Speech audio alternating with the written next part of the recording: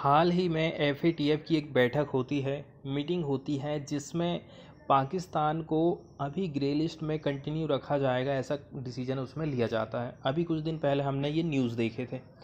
तो पाकिस्तान को टोटल 27 काम दिए गए थे कि आपको इनसे रिलेटेड वर्क करने हैं, लेकिन पाकिस्तान केवल 26 को ही कंप्लीट कर पाया है। इसलिए एफएटीएफ की मीटिंग में ये डिसाइड किया गया है कि अभी आपको ग्रे लिस्ट में ही रखा जाएगा।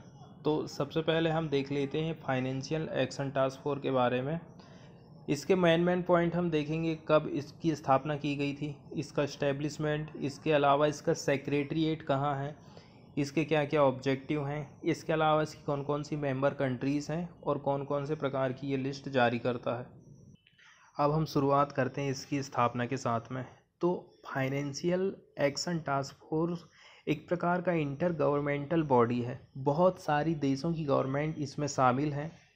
इसकी स्थापना हुई थी 1989 में, मतलब 1989 में इसकी स्थापना होती है, जब G7 की समिट होती है पेरिस में। यदि हम इसके ऑब्जेक्टिव की बात करें तो एफएटीएफ कुछ स्टैंडर्ड बना के रखता है।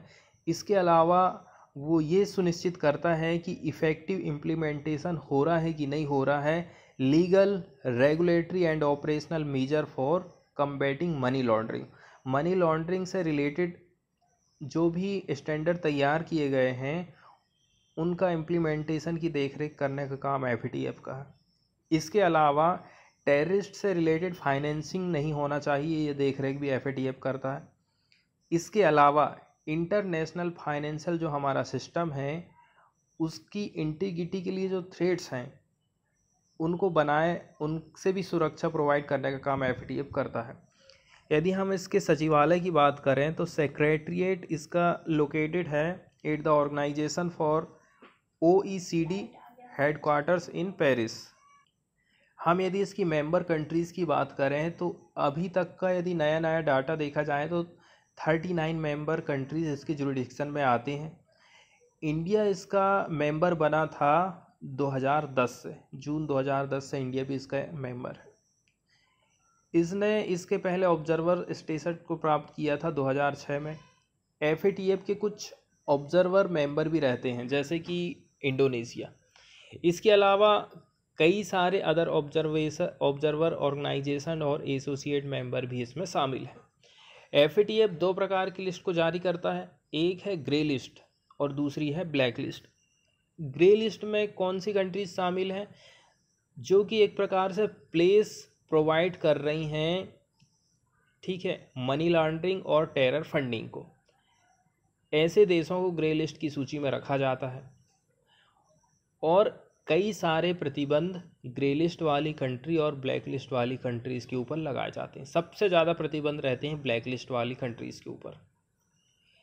ग्रे लिस्ट में यदि आपके देश का नाम है तो इसका मतलब है आपको एक प्रकार से वार्निंग दी जा रही है कि आपको ब्लैक लिस्ट में डाल दिया जाएगा यदि आप सुधार नहीं करते हैं अपने देश में। तो इसके बाद ब्लैक लिस्ट की यदि हम बात करें तो ऐसी कंट्रीज़ जो कि नॉन कोऑपरेटिव के रूप में जानी जाती हैं, ठीक है, नॉन कोऑपरेटिव कंट्रीज़ या फिर टेरिटरीज़ हैं, उनको ब्लैक लिस्ट के अंतर्गत डाला जाता है। ये जो कंट्रीज़ हैं सपोर्ट करती हैं टेरर फंडिंग को और मनी लॉन्ड्रिंग एक्टिविटीज़ को। एफएटीएफ रिवाइज करते रहता है ब्लैक लिस्ट को रेगुलरली, उसमें कंट्रीज़ को जोड़ते जाएगा या फिर कंट्रीज़ के नाम को उसमें से हटाते जाता है। इसके अलावा यदि एफएटीएफ प्लेनरी की हम बात करें तो एफएटीएफ का जो भी डिसीजन है यही बॉडी लेती है और इसकी जो मीटिंग है हर साल में 3 बार होती है। अब यदि हम बात करें एडिटोरियल की तो इंडियन एक्सप्रेस का ये एडिटोरियल है जो कि पाकिस्तान के ग्रे लिस्ट में डाले जाने से रिलेटेड लिखा गया है। सबसे पहली बात तो ये है, पाकिस्तान का ऐसा मानना है हम ग्रे लिस्ट से बाहर नहीं आ पा रहे हैं क्योंकि इसका कोई राजनीतिक कारण है। अब वो पाकिस्तान का ऐसा सोचना है कि जब 27 में से हमने 26 काम कर लिए हैं, बस एक टास्क हम कर नहीं पाए थे, इसके बावजूद हम ग्रे लिस्ट में बने हुए हैं। इसका मतलब ये है ज़रूर हमारी किसी ने बुराई करी होगी, उसका पाकिस्तान पॉलिटिकल रीज़न बताता है। दिक्कत यहाँ पर ये हो जाती है कि पाकिस्तान अपनी फॉरेन पॉलिसी को सर्व करने के लिए, परस्यू करने के लिए क्या काम करता है, टेररिज्म एक्टिविटी का सहारा लेता है। ऐसी यहाँ पर बातें बताई गई हैं। स्पेशली किसके रिलेशन में हम बात कर रहे हैं, अफ़गानिस्तान और इंडिया के रिलेशन की बात कर रहे हैं। एफएटीएफ ने सर्टेनली इसकी प्रशंसा भी करी है कि पाकिस्तान ने कम से कम कुछ एफर्ट तो लगाया है, 27 में से 26 आइटम का जो एजेंडा है उसने सॉल्व किया है। फिर भी एफएटीएफ ये चाहता है पाकिस्तान से कि पाकिस्तान इन्वेस्टिगेट करे, उनके ऊपर मुकदमा चलाए और उनको दोषी करार दे। जो भी senior leader and commander of the UN designated terror organization है, जिसमें अफ़गान तालिबानी, हक्कानी नेटवर्क, लश्कर ए तैयबा एंड जैश ए मोहम्मद, ये इनके नाम उन्होंने बता दिए हैं कि आप इनके ऊपर कार्यवाही करिए, जांच करिए और इनको दोषी करार दीजिए। ऊपर जो ऑर्गेनाइजेशन या फिर पार्टिकुलर लीडर के नाम बताए गए हैं, 2 तो अफ़गानिस्तान के हैं और बाकी जो 2 बचे हुए हैं वो इंडिया के हैं। इसमें ऐसी बात बताई जाती है कि पाकिस्तान की जो फॉरेन एंड स्क्रूटनी पॉलिसीज़ है ना दशकों से, वो क्या करते रहा है, इनका सपोर्ट करते रहा है। जबकि Pakistan has convicted some identified leaders, the security establishment is not willing to take this fight to the logical conclusion. बात वही है कि सिक्योरिटी इस्टेब्लिशमेंट के मामले में न पाकिस्तान की कोई इच्छा क्लियरली सामने नहीं आती है। एफएटीएफ ये भी चाहता है कि पाकिस्तान टाइट करे इसके जो रेगुलेशन हैं उनको, and close multiple loop holes on the money laundering front. Money laundering से रिलेटेड जो लूप होल्स हैं उनको पाकिस्तान को क्लोज करना पड़ेगा। इसके अलावा उसके जो भी रेगुलेशन हैं उनको पाकिस्तान को टाइट करना पड़ेगा।